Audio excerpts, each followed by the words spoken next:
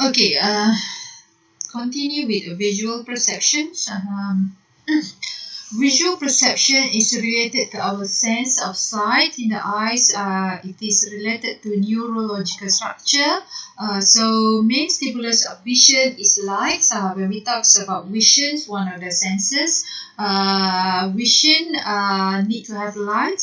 And this light through three psychological factor in visual perception. So why we can see things outside using our eyes, because our eyes are composed of the way we see things composed of hue, saturation, and brightness. When we talk about hue, we talk about visual perceptions specified by color names and related to wavelength, and saturations related to the intensity of the lights and the purity of the or complexity of the light wave, and brightness related to the amount of light reflected from an object. So basically, when we talk about hue, we talk about the colors, our different colors that we have, saturation, intensity of the lights, brightness, amount of the light. So hue is very clear color names. Saturation is intensity of the lights, brightness is amount of the light. So hue is, you can see the differences between hue, saturation, and brightness. Hue have different colors, so that's why we see different colors outside through our eyes, because it is we have hue when this give a colors.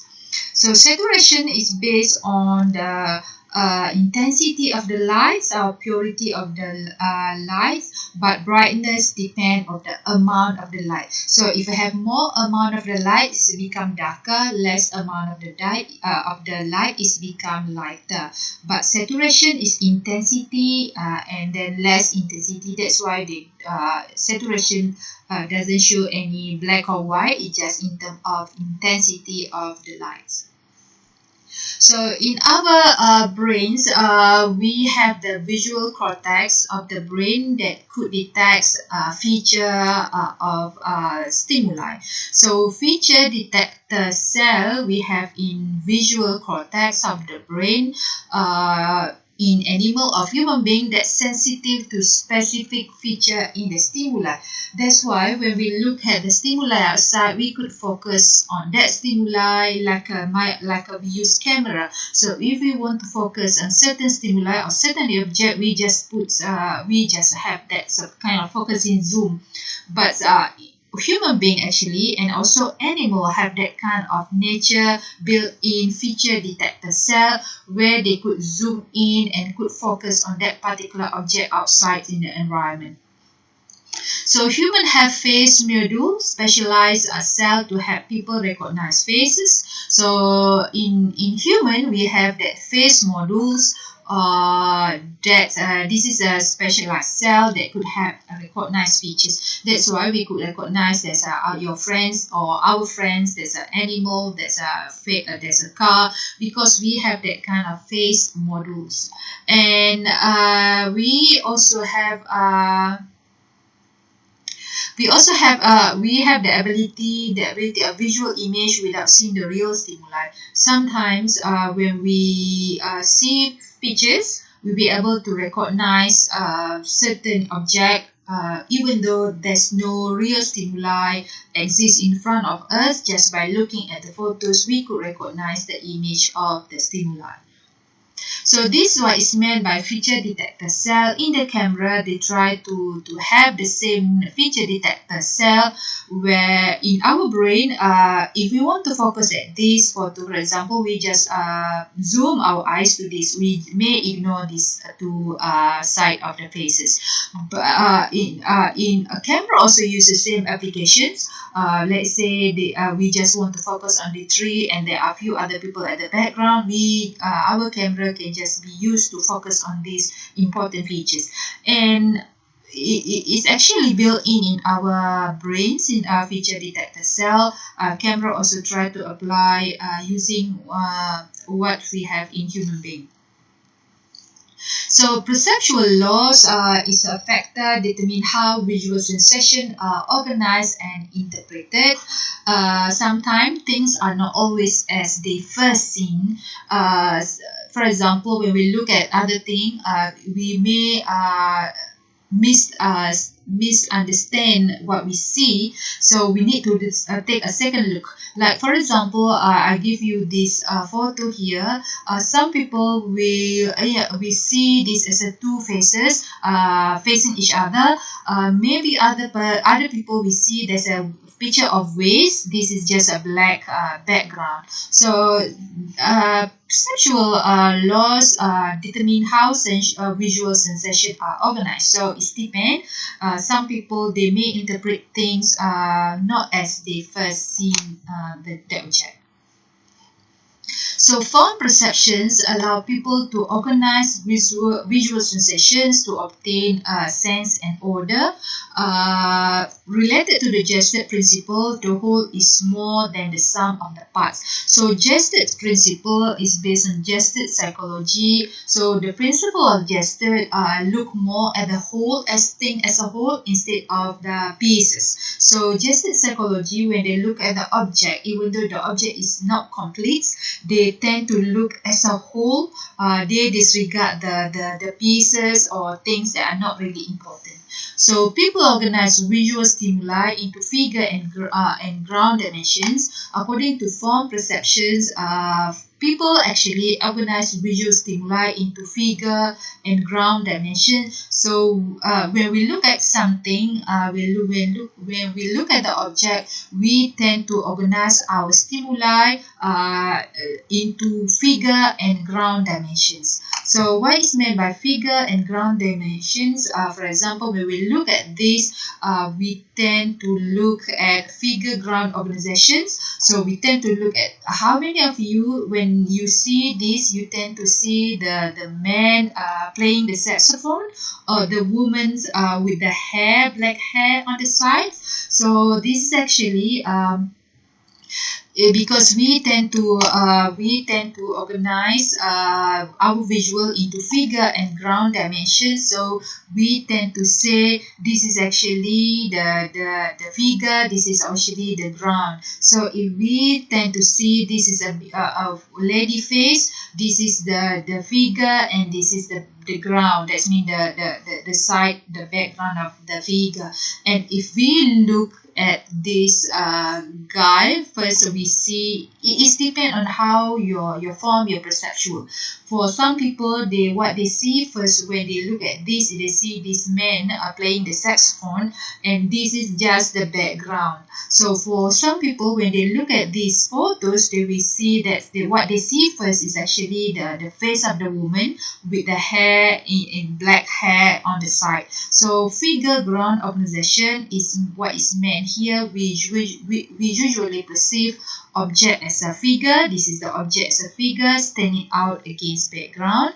Or we can see, if we look this as an object or as a figure, we tend to say this is object or figure and the rest are the background. So this actually what I meant by gesture psychology or gesture principle, which stated that the whole is more than the sum of the parts. So gesture psychology, they consider the whole instead of the part. So if you look at these photos, just ignore what is the piece here, the pieces here is like things, this thing here. So gesture psychology or gesture perceptual organization or principle tend to look at as a whole thing as a whole. So they didn't look at this is kind of discontinuous line, but they look as one line. So they look this as a whole. That means what you see here actually the triangle instead of just one pieces thing here, one pieces.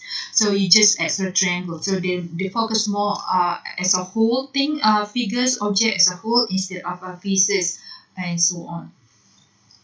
So Jesuit's law come with that there are many different laws. So Jesuit law used to explain and understand visual organization. For example, they come up with many different principles: law of brightness, law of proximity, the object that perceive that close to each other perceived as a unit. The object that's similar to each other perceived as belong to one another. Similarity, continuity, closure, symmetry, common fate. So they come up with this kind of different kind of principle. For example, here symmetry, a stimulus situation is perceived as a balanced whole. So they look at the object or stimulus that have the same symmetry. If the object that have the same symmetry, that's belong to the one object instead of many pieces. They disregard the pieces that connect to each other, but they look at the whole figure. So like this, they didn't consider the small triangle. They look at the whole thing. First, they look at the round shape instead of just the small figure. And law of continuity, for example, here there are some discontinuous in terms of line here, but they didn't regard this. They consider as a whole, the whole round shape instead of just this discontinuous line here and there. So that's the example of Jesuit law. Instead of looking as a pieces, they look at us as a whole. So there's another perceptions, depth and distance perceptions. This perception, people with visual perception reflects the depth and distance perception. Stimuli have dimension of depth and distance, where it's meant here height and width. May use many cues to organize. So in terms of visions, perceptual, we also look things based on the depth and distance of the perception. For example, if we're looking at something using one eye, we call it monocular cues. If we look at something, if we use both eyes, we call it binocular cues. Why binoculars? Binoculars referring to two eyes, monoculars referring to one eye. So, for example, we use the binocular. That means we use two eyes to see things. If we use monocular, we use one eye to see things outside, for example. When we talk about, because visual perception reflect the depth and the distance in terms of width, depth and distance, height and width. So we talk about depth perceptions. Depth perception, because they are the distance, because we have two eyes, distance between two eyes, and our eyes have a distance in the middle. So that's why will reflect differently. The image will reflect differently on the retina at the back of our heads. So the brain will integrate these two images from two eyes, and then the brain will estimate the distance of the object from us. So monocular cues, that means using one eyes. For depth and distance, we sometimes use size cues. Size cue, larger on the retina, larger and closer the object is perceived. So because our eyes is whatever we perceive from our eyes will be processed, reflected on our retina at the back of our head. The larger and closer the object to our retina will be, the larger the object will be seen on our eyes. So here the size larger on the retina. So if it is the object that fall larger on our retina, it will we will see the objects quite large. If it fall closer, the object will be we will see as a if it is closer, it will see larger. If it is so, it's basically if the object is fall under retina is smaller, we will see from our eyes it is smaller. If it is larger, we see also a larger. Our eyes will see as a larger object. Linear perspective, a parallel line appear to converge in the distance. So parallel lines appear to converge in the distance. This is another example of size cue. This is what is this is another example of size Q. Larger on the retina, larger and closer the object is perceived. So that's why some people use how to manipulate this kind of cues, how to make good photos. But what I said here, like linear perspective, parallel line appear to converge in the distance. So as you can see here, parallel line, because it is arranged in the parallel line, and then a parallel line, this is the parallel line, this is the parallel line, appear to converge in the distance. So in far away, they seem to be combined. So here, they are actually separate, but because of the linear perception, the distance, this parallel line, it converge, it appear to be converged in the distance. So linear line, we seem to be converged when it is far in the distance. Texture gradients, surface appear to become smoother as the distance increase. So the closer the distance, the object become coarse, or the object become harsh, as you can hard. But as the surface appear to become smoother when the distance increase. So when the distance is far away, you cannot see whether the stones or whatever the shape. You just see the smooth line. So what it say here, the surface appear to become smoother as distance increase. So because you cannot see the detail of the object, so when it is far away from you, you can see the object is just a smooth line or smooth object that you cannot see the detail, the tiny bits of the detail of the object. So what you see is just the smooth surface of the object. So atmospheric perspective, the object of further away, the further away the object, the less distinct and smaller they are seen.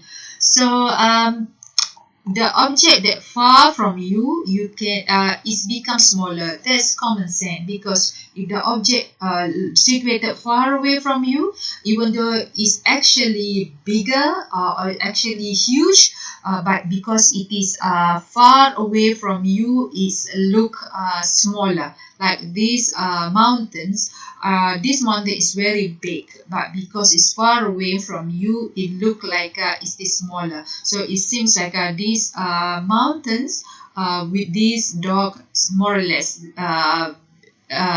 in size is a bit more or less quite similar. But actually, of course, common sense, this is bigger than the dogs, but because the object is far away, it seems smaller. So monocular cues in terms of height, aerial perspective. So here we're talking about the height.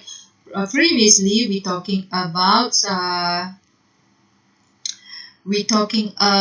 the width, but here we are talking about the height. So object below the horizons are lower, perceived as closer. So here, this is the horizontal line.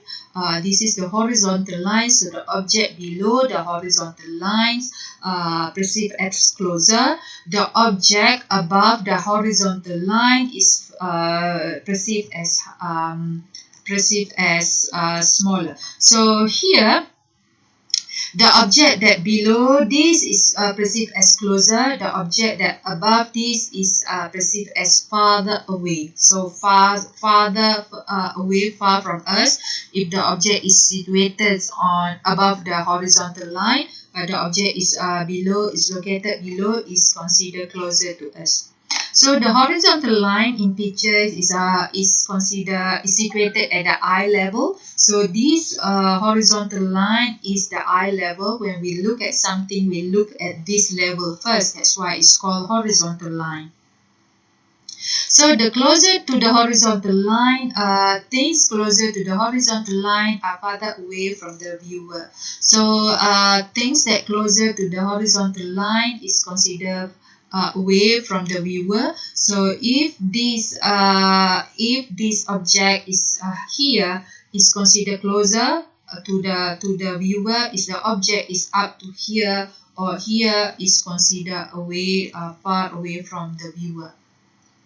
So motion parallax is still monocular cues for the depth and distance of the perceptions. So motions parallax when travel in vehicle. So when we travel in the vehicle, for example in the train, object far away appear to move in the same direction as the observer. What is meant here, if you are in the train or in the bus, the object that far away appear to move in the same direction. So the object that far away, this away, appear to move in the same direction, but the object that close to you in the bus tend to move in the opposite direction. So observer movement, what we call it motion parallax. The object that far away here in the background tend to move in the same direction, but the object that close to you tend to move in the opposite direction. Object at different distance appear to move out. So this is what is meant by this object that far away move in the similar direction as the observer. Object that close with the observer seem to move in the opposite direction. So interposition or overlap, there's another themes or another principle called interpositions overlaps. There's the object between the viewer and the second object. Of course, when we have like this, this is what we call interposition overlap. So this card will close the card at the back because it's common sense. Object between the viewer, observer, and the second object block the view to the second object, and the first object is perceived as closer. So when we have this card, for example K card and then the next K card, this card is closer to us, and this card also block the second K card. So that's what is meant interposition or overlap. Of course, this is common sense method of determining that by noting that closer object partially, so this the closer object to us, partially block the more distant object. So block that closer to us, it seems like they block the object that behind them.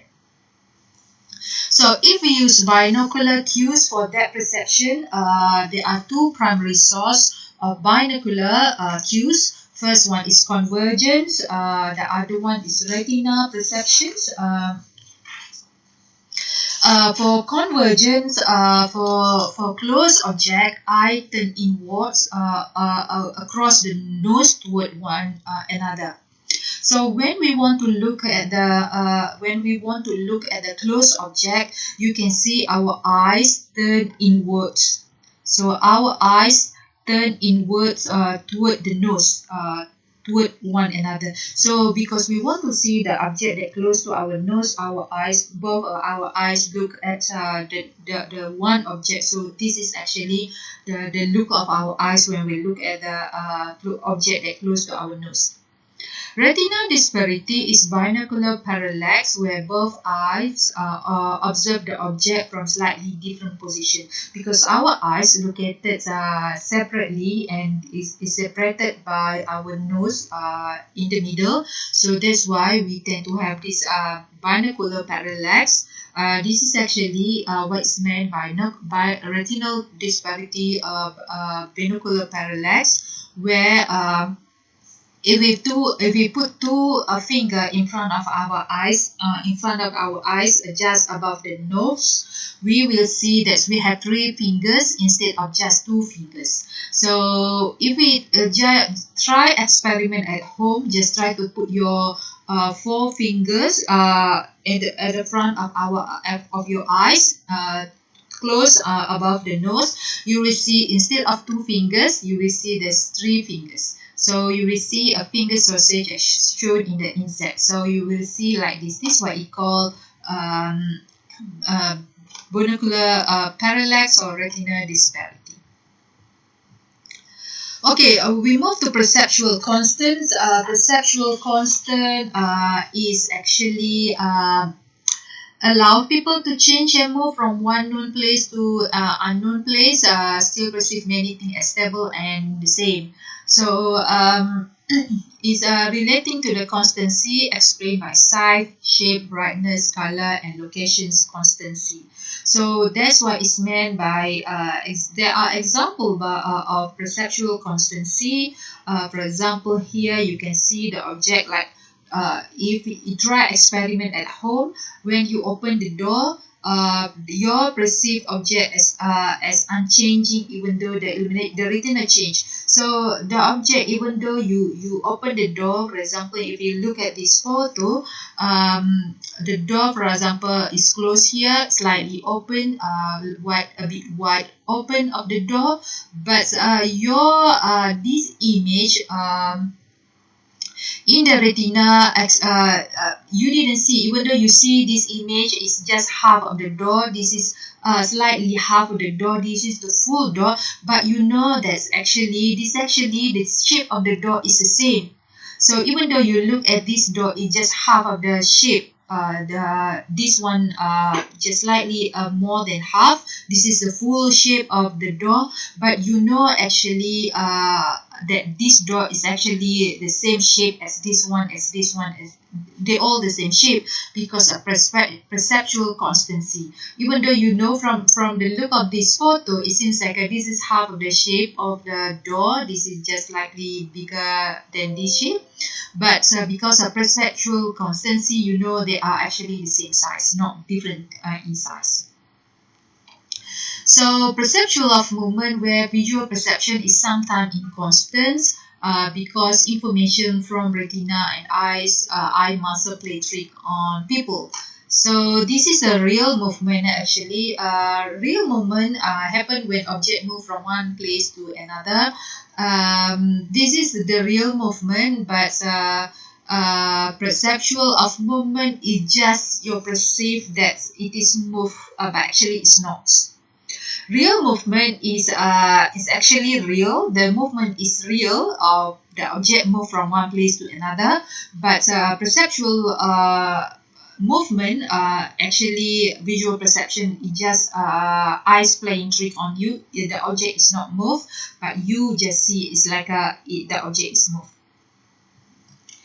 And apparent perceptual movement, for example, apparent induced movement happen when movement is perceived in object that is in reality is motionless. Sometimes the object you look like moving, but it's not moving. So form of apparent movement, there are two types of apparent movement. You look like the object actually moving, but actually it's not moving. So stroboscopic movement and autokinetic movement, movement when viewer has no visual cue and framework to observe that the object is stationary of movement. Here, autokinetic, you do not know whether the object is moving or not, because you do not have any visual cue to say that the object is moving or the object is actually not moving. So stroboscopic movement is actually also called pi phenomenon, where you see series of still image. There are actually images that are not moving, but because of the lights rapidly projected, it become moving. So for example, like this object is actually not moving, but because you see like the light is projecting on the object, it look like the object is moving. It's like this. Actually, this is actually the light. It's a motionless light, but because they projecting the light projecting on the object, it look like they are moving. So the autokinetic, you have no cues whether the object is moving or not. It's actually the object is not moving, but you do not have any perceptual cues to tell whether the object is moving or not, and you tend to see that the object is moving, isn't it? It seems like the object is moving, like a stereo, you know, that's kind of speaker stereo. It's like a moving, but it's actually this is not moving. This is also called autokinetic illusion. the object is not moving, but you have no cues to tell whether it is moving or not, then you tend to perceive this as a moving object. So visual or perceptual illusion. Illusion are example how visual perception can be misleading. So when we talk about illusion, we talk about misleading visual perception that we experience. So visual or optical illusions involve differences or discrepancy between appearance of the visual stimuli as seen by the viewer and the physical. So when we talk about visual or optical illusion, we talk about the appearance of the visual stimuli that we see and the physical reality. So the appearance that we will see and the physical reality of the object can create illusions or optical illusions to us. So illusion can be physical or can be perceptual. Physical, especially if the object itself is moving. Perceptual is especially if the object is not moving, but we perceive the object as moving. Physical illusion caused by real stimulus attributes. Perceptual illusion caused by misleading cues. So perceptual illusion, perceptual optical illusion is the object in reality is not moving, but we perceive as a moving object, or we tend to have misleading cues that play tricks on us.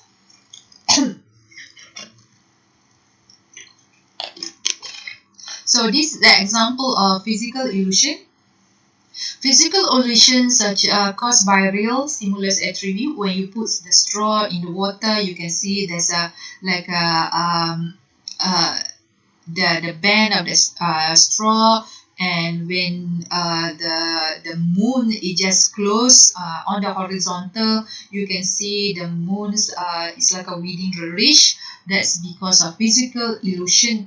The physical, that's mean that the stimuli exists, but because of the positions of the physical and your eyes can play tricks on you, but they are actually real. So the water actually the water acts like a mirror which could bend the light wave before reach the retina. So this has a scientific explanation why they look like this.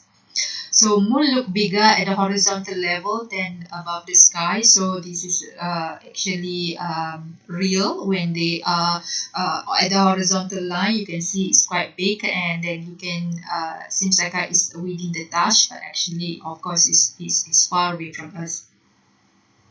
So perceptual or optical illusion, for example, we may tend to see this is taller or taller than this one, or have longer length than this one. This may be also different in shape, or maybe different in length. So this is actually based on our optic illusions. Like this lane, they just the same lane, but this one look taller compared to this one, and so it's actually this one look narrower compared to that. So it's actually a perceptual illusion that can create many differences in our perception. Color visions.